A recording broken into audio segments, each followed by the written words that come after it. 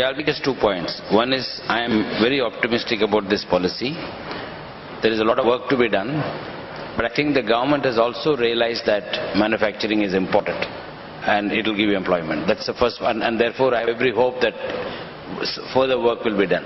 The second point I want to make is, there is another very big pressure that will push the government to do what it ought to be doing, which is this addition of 10 to 12 million people every year into the job market.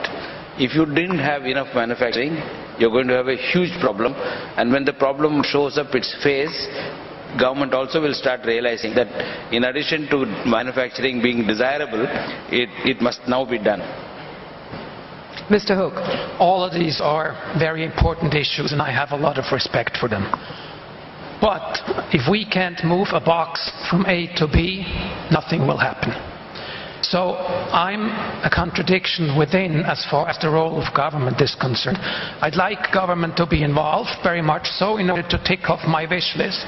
But then, just as badly and just as quickly, I want government to step out of the way of business. Mr. Kalyani. I would like to think that this is a very good policy.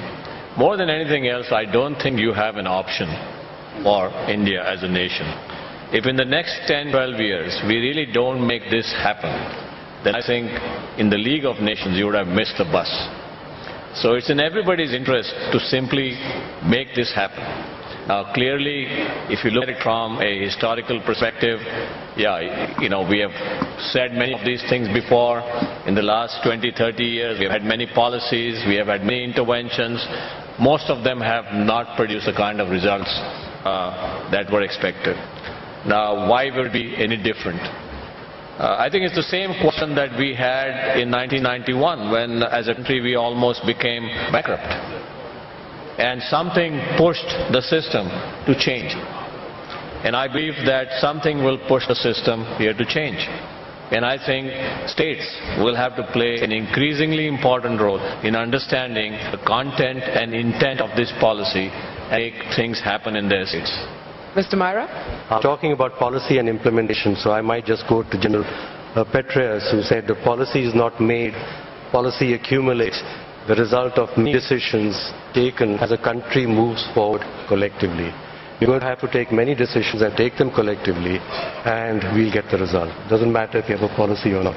Can I be provocative for the sake of being provocative? We called them townships 100 years ago, and today we're calling them, mega industrial zones. The only thing that's come in between is a pile of bureaucracy. And, so we're going back to what has been proven, and there's a different description of it.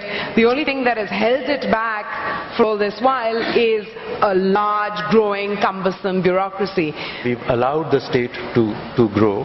We haven't really cleaned up the processes of management within the state yet. And we are focusing on that now.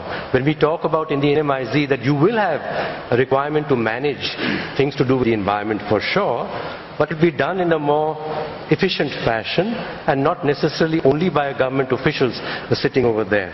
So Jamshedpur, of course, you may say this, the company was running the town, same idea. But in today's day and age, as he would also admit, as you come into being more democratic, and they've suffered this also, there's a belief all over the world that the people should elect those who govern them. They cannot be the company. It cannot be the capital and the company. And this is all over the world. So we have to come to these concepts.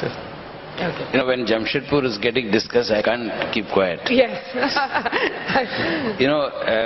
If you look at what the government told Tata and Steel Company many years ago, as to what are your responsibilities for us having given you this land for developing a steel plant, it does read like today's policy. So if you had a good practice, there's no harm in going back. Doesn't matter what happened in between. The SEZ policy was just providing land, or saying, well, you can take this land and build something on it. That SEZ wasn't connected to two things: transportation and the logistics that he's pointing out, before manufacturing is essential.